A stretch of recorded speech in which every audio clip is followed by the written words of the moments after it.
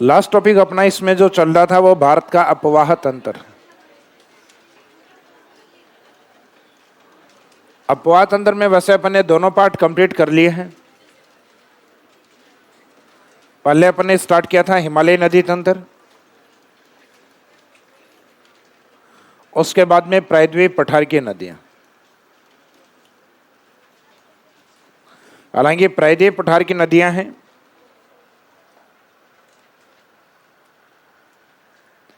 प्रायद्वीप पठार की नदियों में कई ऐसी नदियां हैं जो बंगाल की खाड़ी का पार्ट होते हैं, कई अरब सागर का। और यहाँ नदियां हैं जैसे हिमालय नदी तंत्र है उनकी तरह वृहद नहीं है, जैसे वहाँ वृहद नदी तंत्र अधिक हैं, जैसे सिंधु हुई, गंगा हुई, ब्रह्मपुत्र हुई, तो वहाँ नंबर ऑफ रिवर्स अपने को कम पड़नी होती है। अपने को पता होता है कि वहाँ विशेषताओं में या तो सिंधु आंसर या फिर गंगा या फिर ब्रह्मपुत्र को लेके क्वेश्चन उठेंगे। लेकिन प्रायद्वीप पठार में ऐसा नहीं है। प्रायद्वीप पठार में नंबर ऑफ रिवर्स अधिक हैं, इस कारण उसको जनरली हम फिर से दो भागों में डिवाइड कर लेते हैं कि इसमें एक तो वो नदियाँ जो कि अरब सागर की ओर जाती हैं और एक वो नदियाँ जो किस ओर जाती हैं, बंगाल की खाड़ी। अपनी लेंथ को लेके भी ये नदियाँ अलग अलग तरीके से इम्पोर्टेंस रखती हैं। अब हिमालय नदी तंत्र, जैसे कि हिमालय जो पार्ट है, उस हिमालय पार्ट से एक नदी मैंने आपको इस साइड में करवाई थी अरब सागर की ओर आने वाली, कौन सी थी? सिंधु। और बाकी हिमालय नदी तंत्र में इस साइड में आने वाली जो नदियां हैं, जिसमें एक गंगा थी और एक ब्रह्मपुत्र। अगर इन नदियों का लंबाई के अकॉर्डिंग हम इंपॉर्टेंस देखें तो कहा जाता है कि भारत के लिए सबसे जो लंबी नदी है वो किसको माना गया है? गंगा को। फिर एक क्वेश्चन आता है कि हिमालय क्षेत्र से या हिमालय नदी तंत्र में अरब सागर में आने वाली सबसे लंबी नदी, तो हिमालय से अरब सागर में आने वाली सबसे लंबी नदी सिंधु। और एक क्वेश्चन ये दिया जाता है कि हिमालय से बंगाल की खाड़ी में आने वाली सबसे लंबी नदी, तो इन दोनों में से अपने को एक सिलेक्ट करनी है, क्योंकि हिमालय नदी तंत्रों में बंगाल की खाड़ी में ये दोनों जाती है। अब उसमें गंगा है 25-25, ब्रह्मपुत्र है 2900 किलोमीटर। तो हिमालय नदी तंत्र से बंगाल की खाड़ी में जाने वाली सबसे लंबी नदी ब्रह्मपुत्र, लेकिन भारत की लंबी नदी गंगा। हिमालय नदी तंत्र से अरब सागर की लंबी नदी सिंधु को माना जाता है। फिर भारत में जो बचा हुआ भाग है प्रायद्वीप पठार, तो प्रायद्वीप पठार के लिए लंबी नदियों का अलग तरीके से क्रम है। जैसे कि हम सिर्फ प्रायद्वीप पठार की सबसे लंबी नदी की बात करें तो लंबी नदियों के अंदर प्रायद्वीप पठार में गोदावरी से लंबी कोई नहीं है, और गोदावरी अगर ऑप्शन नहीं हो देन सेकंड आंसर कृष्णा को लिया जाता है। कई बार प्रायद्वीप पठार से सबसे लंबी नदी नर्मदा को मान लिया जाता है। वो नर्मदा को तब माना जाता है जब प्रायद्वीप पठार से अरब सागर में जाने वाली लंबी नदी पूछा जाता है तो आंसर नर्मदा होता है। और दूसरी लंबी नदी अगर नर्मदा ऑप्शन नहीं होता उस समय तापी होता है। तो अब इन नदियों के अंदर से इनकी लंबाई को लेकर जो इंपॉर्टेंस है, कौन सी नदी किस संदर्भ में सबसे लंबी है, तो अन्य महत्वपूर्ण बिंदु हेडिंग डालिएगा। रिवर्स वाला लगभग कंप्लीट हो गया अपना। अदर इंपॉर्टेंट पॉइंट्स, अन्य महत्वपूर्ण बिंदु।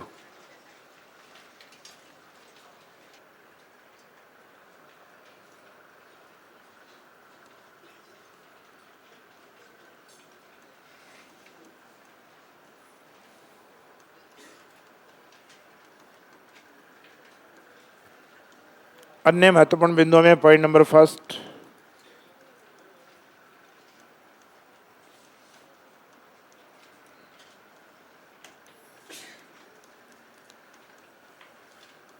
लंबाई के लिए प्रसिद्ध नदी तंत्र। लंबाई के लिए प्रसिद्ध नदी तंत्र,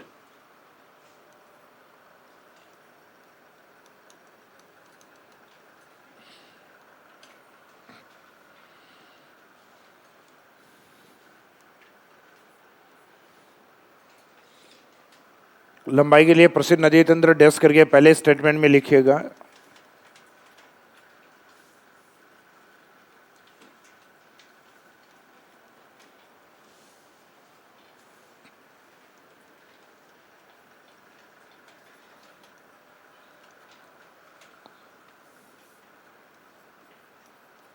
हिमालय से उद्गमित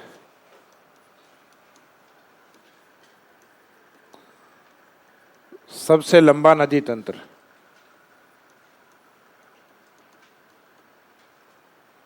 सबसे लंबी नदी लिख देना नदी तंत्र मत लिखिएगा। हिमालय से उद्गमित सबसे लंबी नदी,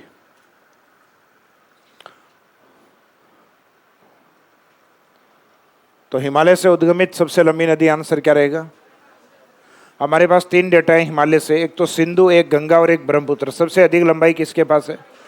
आंसर वही रहेगा, ब्रह्मपुत्र।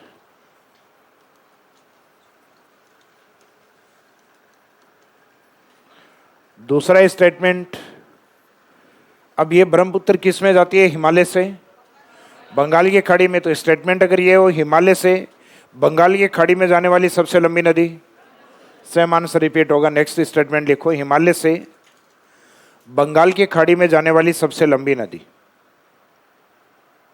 हिमालय से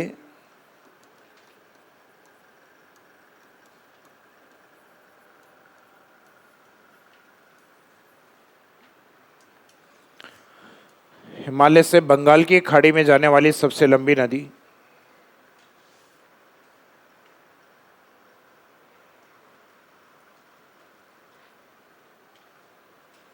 हिमालय से बंगाल की खाड़ी में जाने वाली सबसे लंबी नदी,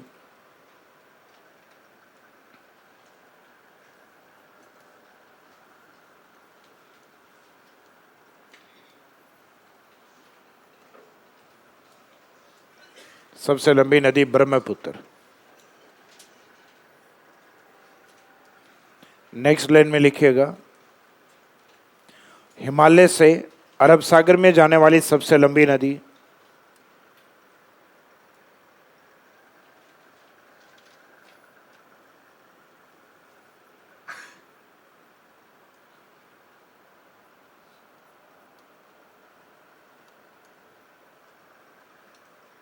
हिमालय से अरब सागर में जाने वाली सबसे लंबी नदी। तो हिमालय के जो 3 प्रमुख नदी तंत्र है उसमें अरब सागर की ओर कौन सा जाता है? सिंधु नदी तंत्र।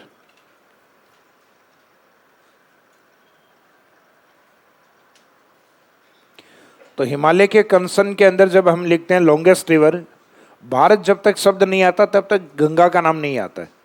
तो इसका मीनिंग भारत की सबसे लंबी नदी, उसमें आंसर रहेगा गंगा। तो नेक्स्ट में लिखिएगा, भारत की सबसे लंबी नदी,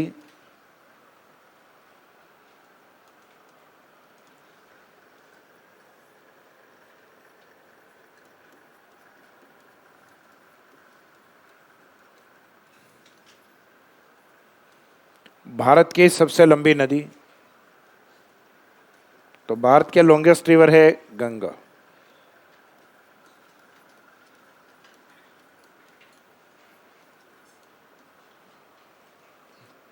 भारत में अगर हम कहें कि सबसे लंबी नदी और सबसे लंबी जो नदी तंत्र है वो दोनों ही गंगा को माना जाता है। यानी जितना बड़ा जो ड्रेनेज सिस्टम गंगा का है उतना भारत में किसी नदी का नहीं है। ड्रेनेज सिस्टम का मीनिंग है जो मुख्य नदी है गंगा, और इस गंगा में मिलने वाली जो नदियां हैं यानी सहायक नदियां हैं,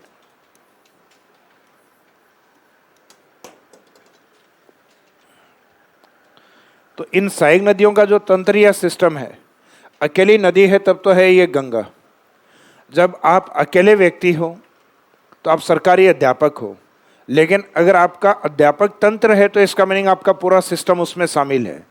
तो इसका मीनिंग है गंगा नदी है तो गंगा नदी अकेली है, और गंगा नदी तंत्र है तो इसका मीनिंग नदी एंड इट्स ट्रिब्यूटरी एंड सब ट्रिब्यूटरीज, तो इसकी सहायक और जो उप सहायक नदियाँ वो सब इसके अंदर शामिल हैं। जैसे अकेला अपन कहते हैं ना कि राजस्थान के अंदर लूणी नदी और लूणी नदी तंत्र, तो लूणी नदी तंत्र के अंदर उसकी जो 12 मुख्य सहायक नदियाँ और इनके साथ गौण 84 नदियाँ और भी शामिल हैं। तो लगभग जो 95-96 या लगभग 100 के आसपास का पूरा जो डेटा है वो हमारे राजस्थान में लूणी के साथ होता है। वर्ल्ड के अंदर कहा जाता है कि सबसे बड़ा जो नदी तंत्र है किसको माना जाता है? विश्व का सबसे बड़ा नदी तंत्र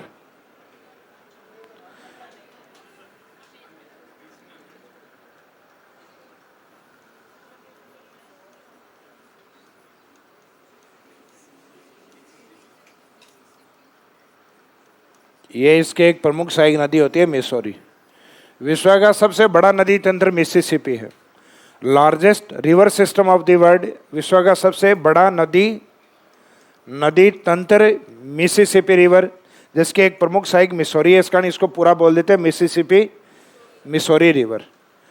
विश्व की सबसे बड़ी नदी अमेजन कौन सी है? किसी नदी को बड़ी का मीनिंग है जल मात्रा, वाटर क्वांटिटी के अकॉर्डिंग बोला जाता है।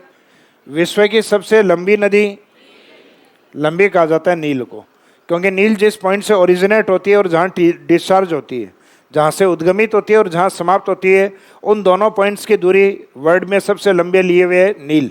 यानी उद्गम और संगम के बीच की जिसकी दूरी सबसे लंबी होगी वो नदी विश्व की सबसे लंबी नदी होगी। उद्गम और संगम के बीच में जो एरिया ज़्यादा कवर कर रही होगी, यानी जिसमें वाटर क्वांटिटी अधिक होगी, उसका एरिया या कैचमेंट एरिया बड़ा होगा। तो विश्व के अंदर सबसे बड़ा अपवाह क्षेत्र या सबसे बड़ी नदी वह है अमेजन। और विश्व में सबसे बड़ा नदी तंत्र यानी रिवर और उससे कनेक्टेड जो रिवर्स है, नंबर ऑफ रिवर्स की संख्या, वो विश्व में सबसे ज़्यादा किसके पास है? Mississippi Missouri. तो विश्व का सबसे बड़ा नदी तंत्र मिसिसिपी मिसौरी। वैसे ही भारत में सबसे बड़ा नदी तंत्र गंगा को माना जाता है। किसको माना जाता है? गंगा सबसे बड़ा ड्रेनेज सिस्टम है, सबसे बड़ा नदी तंत्र है। इसके बाद में अगर इन स्टेटमेंट्स को अपन प्रायद्वीप पठार के कंसर्न में लें, प्रायद्वीप पठार, तो सीधा अगर स्टेटमेंट भारत की लंबी नदियों को लेकर आता है तो भारत की प्रायद्वीप पठार की नदियां हिमालय नदियों के बाद में काउंटेबल होती हैं, उसके बाद गिनती में या गिनने योग्य होती हैं, क्योंकि ये जितने भी रिवर्स हैं ये सभी मोर देन 2000 लेंथ लिए हुए हैं, यानी सभी 2000 से अधिक लंबाई लिए हुए हैं। तो ऑर्डर में सबसे पहले इन्हीं को ही रखेंगे अपन। सबसे पहले ब्रह्मपुत्र, सिंधु, गंगा, उसके बाद में काउंटिंग स्टार्ट होती है अपने भारत के प्रायद्वीप पठार, जिसमें सबसे पहले गोदावरी और कृष्णा नदी। तो इसमें आगे प्रायद्वीप पठार से संबंधित जो लंबी नदियां हैं, एक तो डायरेक्ट ये लिखिएगा प्रायद्वीप पठार,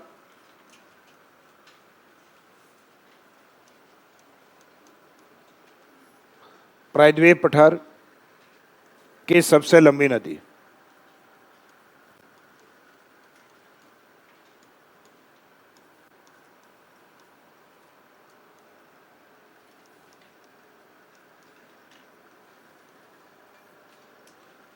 प्रायद्वीप पठार की सबसे लंबी नदी गोदावरी।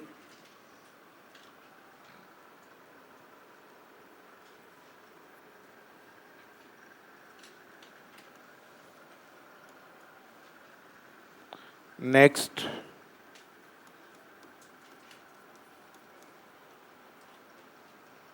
लंबी में रैंक वाइज लिख देना, वैसे करवाई हुई है रैंक। तो फर्स्ट अगर ये ऑप्शन नहीं हो तो सेकंड कृष्णा रिवर, क्योंकि एग्जाम में कई बार ये क्वेश्चन में दिया गया है गोदावरी कि प्रायद्वीप पठार में गोदावरी सबसे लंबा नदी तंत्र है, उसके बाद में दूसरा बड़ा नदी तंत्र कौन सा है वहाँ? कृष्णा। कृष्णा दूसरी बड़ा नदी तंत्र भी कह सकते हैं, दूसरी बड़ी नदी भी कह सकते हैं, क्योंकि दक्षिणी भारत में सबसे बड़ी नदी गोदावरी और दूसरी बड़ी कृष्णा को माना जाता है। प्रायद्वीप पठार से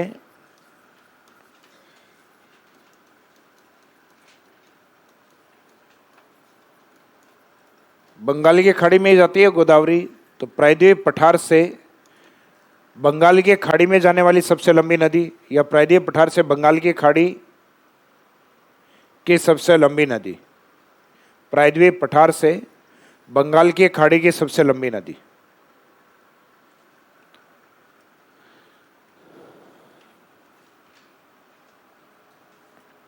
कौन सी रहेगी? सेम आंसर रहेगा गोदावरी।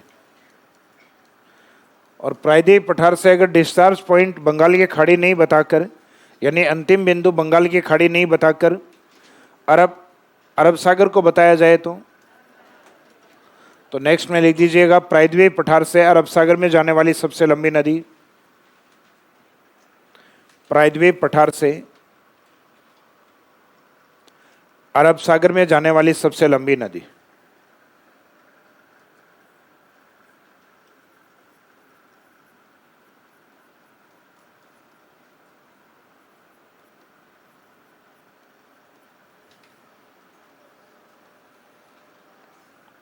प्रायद्वीप पठार से अरब सागर में जाने वाली प्रमुख नदी, सबसे लंबी नदी, अरब सागर में जाने वाली सबसे सबसे प्रमुख नदी लिखा है तो उसके आगे ब्रैकेट में लंबी लिख देना कि लंबी के रूप में प्रमुख नदी। तो वैसे भी प्रायद्वीप पठार से अरब सागर में जाने वाली प्रमुख जो नदी या लंबी नदी है वो एक ही है, नर्मदा। और भ्रंश घाटियों की नदियों का क्रम लिखवाया हुआ है आपको। भ्रंश घाटियों में नर्मदा, तापी, दामोदर, तीनों ये इस क्रम में रहेंगे। तो भ्रंश घाटी की लंबी नदी नर्मदा, और भारत में प्रमुख ऐश्वर्य बनाने वाली जो नदी हैं उसमें नर्मदा और तापी। नर्मदा तापी का नाम इसलिए आता है क्योंकि भ्रंश घाटियों की नदियाँ और प्रायद्वीप पठार से वो एग्जाम्पल जो कि अरब सागर की ओर आते हैं वो ऐश्वर्य के रूप में काउंटेबल होते हैं। तो इस साइड में अगर नदियों का कोई ग्रुप आपको दिया जाए, जैसे 3-4 नदियों के नाम मैं आपको बताता हूँ इसमें, जैसे पेरियार हुई, प्रसिद्ध नदी है ये भी, नर्मदा, तापी और कावेरी। निम्नलिखित में से वह नदी जो ऐश्वर्य निर्माण के लिए प्रसिद्ध नहीं है। तो इसका मीनिंग प्रायद्वीप पठार से और इस साइड में पूर्व की ओर बहने वाली ये जो नदियां हैं इनमें सामान्यतः अवसाद की मात्रा अधिक होती है। तो ये पूर्वी तटीय मैदान जो होता है ये अधिक चौड़ा होता है, जबकि पश्चिमी तटीय मैदान की चौड़ाई क्या होती है, कम, क्योंकि यहाँ अवसादीय निक्षेपण या सेडिमेंट डिपोजिशन कम हुआ होता है। तो इसमें आंसर क्या रहेगा, यानी जो ऐश्वर्य के अंदर जिसका अधिक योगदान नहीं है वो कौन सी है, कावेरी। इसका मीनिंग इसका डेल्टाई क्षेत्र फेमस है। और बाकी इन नदियों में मुख्य ऐश्वर्य या ऐश्वर्य के लिए प्रसिद्ध नदी कौन सी है, तो इनमें सबसे बेस्ट अगर अपने को चुनना हो तो नर्मदा, क्योंकि ऐश्वर्य में ये सबसे लंबी या बड़ी नदी है जो डायरेक्ट समुद्र के अंदर जाती है। इसके बाद में लंबाई के बाद नेक्स्ट पॉइंट अन्य महत्वपूर्ण बिंदु में पॉइंट नंबर 2।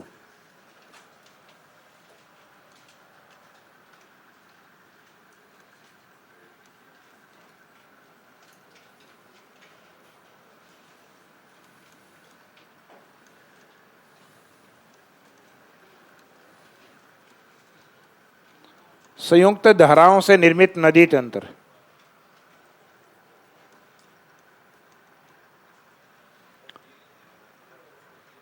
क्या चीज, भ्रंश घाटी में से बहती है, सबसे लंबी भ्रंश घाटी की नदी। हाँ, संयुक्त धाराओं से निर्मित नदी तंत्र।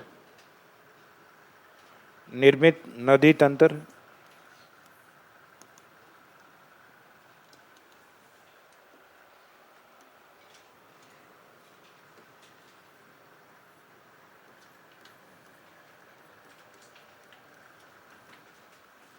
जो इस चिनाब है ये कौन से संयुक्त धाराओं से, अलग अलग धाराओं से मिलकर बनती है, तो ये चंद्र प्लस भागा इन दो नदियों से मिलकर बनी होती है। चंद्र प्लस भागा और इससे मिलकर बनेगी चिनाब।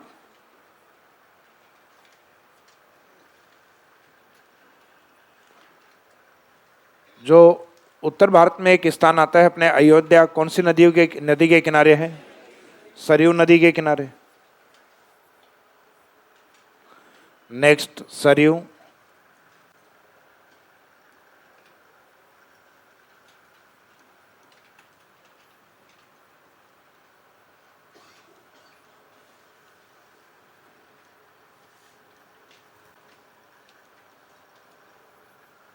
कहा जाता है घाघरा और जो शारदा है इन दोनों की धाराएं जब संयुक्त हो जाती हैं, इसका मीनिंग घाघरा की एक सहायक नदी के रूप में मैंने आपको कौन सी लिखवाई थी, शारदा या काली। एक क्रम में लिखवाया था ना, शारदा का घाघरा, तो इसका मीनिंग शारदा घाघरा। तो शारदा घाघरा में आती है और उसके बाद में ये घाघरा रिवर किस नाम से, सरयू नदी के नाम से। और सरयू के पास यानी घाघरा के आगे की धारा है ये, क्योंकि मुख्य लंबी नदी इसमें घाघरा है। तो ज्योग्राफी में जनरली बोलने को इसमें अपन घाघरा रिवर ही लिखते हैं कि घाघरा छपरा में जाके गंगा में मिलती है, लेकिन गंगा में जब तक मिलती है तब तक ये किस नाम से मिलती है, सरयू के नाम से। और इस सरयू के पास लेफ्ट साइड से एक प्रमुख नदी आती है राप्ती। राप्ती जिसको मुख्य धारा यानी घाघरा की धारा कह दीजिएगा, या घाघरा की एक ट्रिब्यूटरी कह दो, या घाघरा का नाम फिर क्या कन्वर्ट हो जाता है, सरयू। जैसा कि अपन ने लिखा था ना कि बांग्लादेश के अंदर ब्रह्मपुत्र जाने के बाद उसका नाम जमुना है, और जमुना में जाने वाली जो सहायक नदी हमारे यहाँ से तीस्ता, कौन सी है, तो तीस्ता जमुना में जाके मिलती है। तो इसका मीनिंग है चाहे मुख्य धारा का नाम लिख दो कि सरयू है, उस सरयू की सहायक नदी राप्ती है, या सरयू ऑप्शन नहीं हो तो उस मुख्य धारा का नाम क्या है, उसकी मुख्य धारा घाघरा है। ये मुख्य धारा है इसके अंदर, और ये उसकी एक सहायक नदी।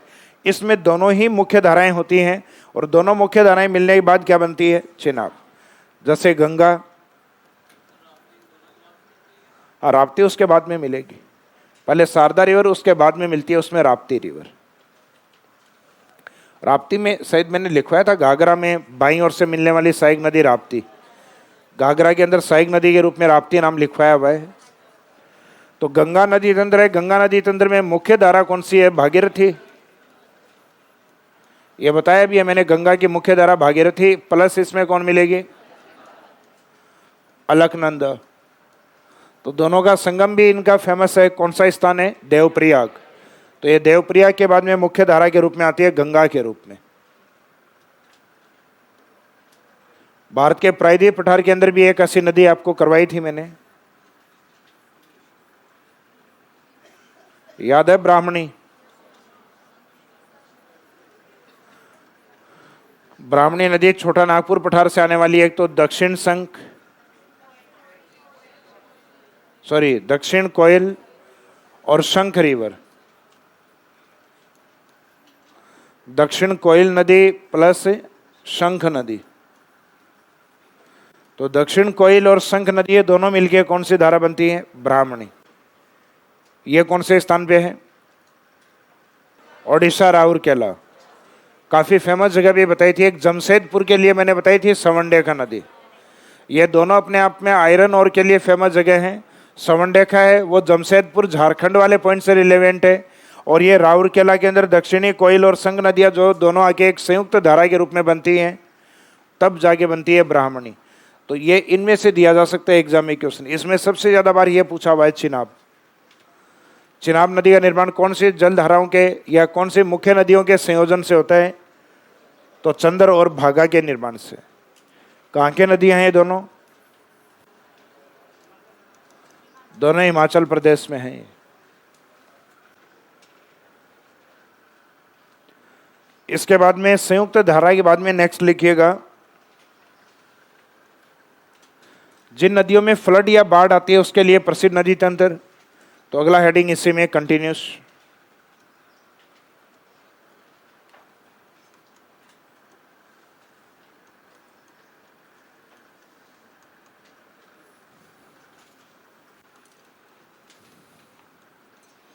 बाढ़ के लिए प्रसिद्ध नदी तंत्र।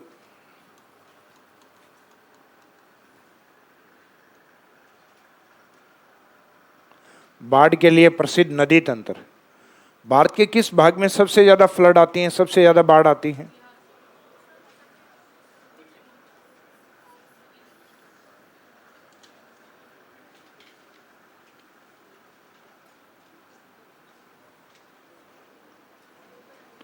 जब भारत में फ्लड या बाढ़ की बात होती है तो सबसे ज्यादा बाढ़ आते हैं भारत के पूर्वी भाग में। ये वाला भाग भारत में सर्वाधिक बाढ़ वाला क्षेत्र है, जिसमें ये स्टेट होते हैं, ये अपने वेस्ट बंगाल, इनके टच में इस साइड में बिहार, वेस्ट बंगाल के जस्ट नीचे की ओर ओडिशा, और इनके टच वाला स्टेट असम। तो इसका मीनिंग भारत में जो बाढ़ है, उन बाढ़ के लिए सबसे प्रसिद्ध जो डायरेक्शन या जो स्टेट हैं, उन स्टेट का एग्जाम में एक ग्रुप आता है आपके, वो ग्रुप ये रहता है। भारत में सर्वाधिक फ्लड या बाढ़ वाला ग्रुप है, जिसमें अपने ओडिशा, पश्चिमी बंगाल, बिहार और असम। तो इसके अंदर जो भयंकर बाढ़ लाने वाली जो नदियां हैं, उन नदियों को उन राज्यों का शोक या दुख कहा जाता है। यानी सोरो ऑफ पर्टिकुलर स्टेट का नाम रहेगा, सोरो ऑफ असम, सोरो ऑफ बिहार, सोरो ऑफ वेस्ट बंगाल, सोरो ऑफ ओडिशा। तो बिहार के शोक के रूप में जब बात होती है तो इसके अंदर नाम रहता है कोसी का, इसमें नाम रहता है ब्रह्मपुत्र का। वेस्ट बंगाल, इसमें नाम रहता है दामोदर। दामोदर का नाम छोटा नागपुर पठार में भी रहता है और इसमें भी रहता है कि छोटा नागपुर पठार का शोक और वेस्ट बंगाल का शोक दामोदर, और एक उड़ीसा के शोक के रूप में महानदी को माना जाता है।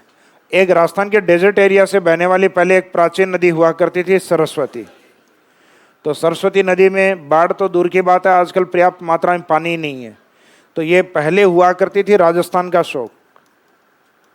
यानी राजस्थान का दुख किस नदी को कहा जाता था? अब तो दुख है कि खुद को डेड रिवर कहा जाता है। कौन सी रिवर के रूप में है? डेड रिवर के रूप में। नहीं, भारत में मृत नदी के नाम से फेमस है सरस्वती। अपने राजस्थान में तो इसका फिर भी भौगोलिक नाम घग्गर रखा हुआ है। तो डेड रिवर या मृत नदी का दर्जा या राजस्थान के लिए प्राचीन समय में शोक के रूप में किस नदी को जाना जाता था? सरस्वती। जब राजस्थान में आप कालीबंगा पीलीबंगा के बारे में पढ़ते हैं तो सामान्यतः कालीबंगा सभ्यता ये समाप्त होने के जो रीजन हम देते हैं तो उसमें कोई ऑथेंटिक कोई एक रीजन नहीं है, उसमें कई रीजन है। अलग अलग विचारकों के अकॉर्डिंग अलग अलग रीजन है। कई कहते हैं अकाल की स्थिति के कारण सभ्यता का अंत हुआ, कई कहते हैं इस क्षेत्र में अत्यधिक बाढ़ आई थी, उन बाढ़ों के कारण सभ्यता का विनाश हुआ। कई कहते हैं भूकंप है, भूकंप को भी इस क्षेत्र में रीजन माना गया है क्योंकि यहाँ की जो इमारतें हैं उन इमारतों में दरारें देखी गई हैं।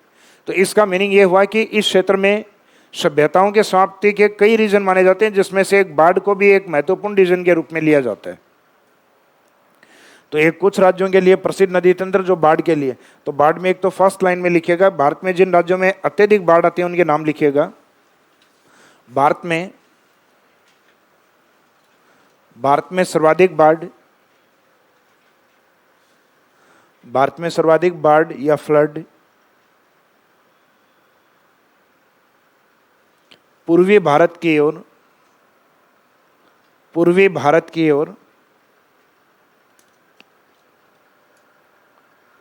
मुख्यतः असम,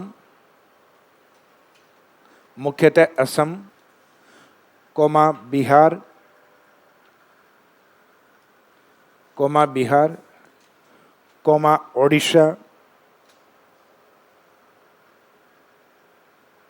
एवं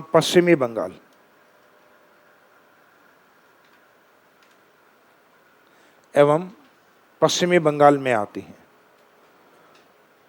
भारत में सर्वाधिक बाढ़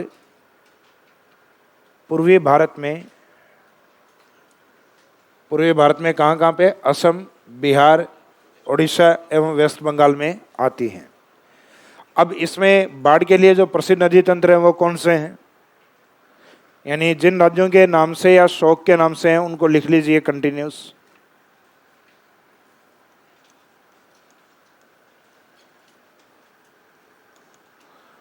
असम का दुख या शोक ये कहा जाता है ब्रह्मपुत्र को।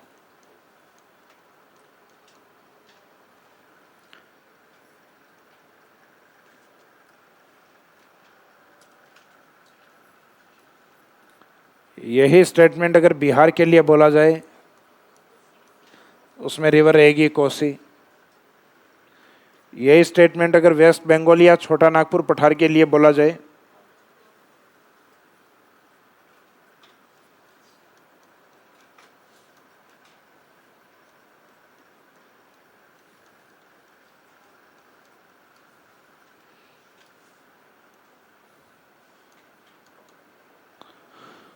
वेस्ट बंगाल या छोटा नागपुर पठार का शोक, इसमें रहेगी दामोदर।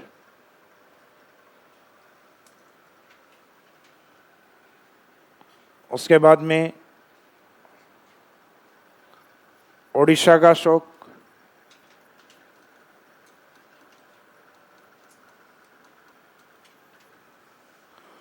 ओडिशा के शोक के रूप में महानदी, ये वेस्ट बंगाल वाले में लिखना दामोदर।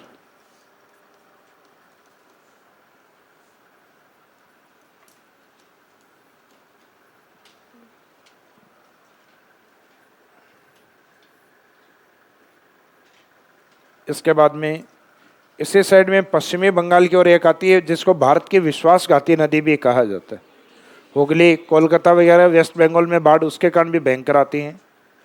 एक शोक के रूप में एक नदी और लिख दो, राजस्थान का शोक।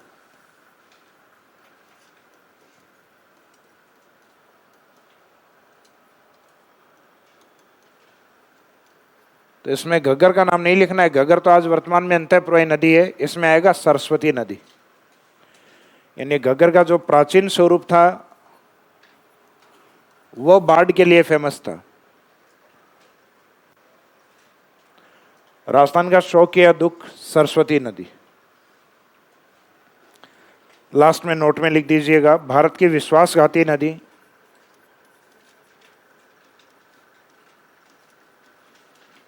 ये उसमें हुगली में लिखवाया था क्या स्टेटमेंट? लिखवा दिया, तब लिखवाने की जरूरत नहीं है। नहीं लिखवाया तो एक लिख दो, लिखना चाहो तो। भारत की विश्वासघाती नदी हुगली को कहा जाता है। तो ये कोई पर्टिकुलर स्टेट के लिए नहीं, अगर पूछ लिया जाए तो वेस्ट बंगाल में कि भारत की विश्वासघाती नदी भारत के जिस राज्य से संबंध रखती है, तो इसका मीनिंग पहले तो ये पता होना चाहिए है कौन, बाद में पता चलेगा कौन से राज्य से संबंध रखती है। तो वो हुगली है, जो गंगा से एक वितरिका, एक धारा के रूप में अलग हटती है, एक मुख्य ब्रांच या शाखा के रूप में इससे अलग होती है। अब इसके बाद में आपके 2 चैप्टर और बचे हैं, कृषि का बदलता हुआ प्रारूप और उसके बाद में औद्योगिक प्रारूप या उद्योगों का बदलता हुआ प्रारूप, चेंजिंग पैटर्न है आपके। इसका मीनिंग चेंजिंग पैटर्न, एक ट्रेडिशनल पैटर्न क्या है वो तो देखना ही है, लेकिन इसमें हाल ही के वर्षों में क्या परिवर्तन देखने को मिला है, अर्थव्यवस्था में इन सेक्टर का क्या योगदान है, किस तरीके से किस अनुपात में योगदान बढ़ रहा है या कम हो रहा है।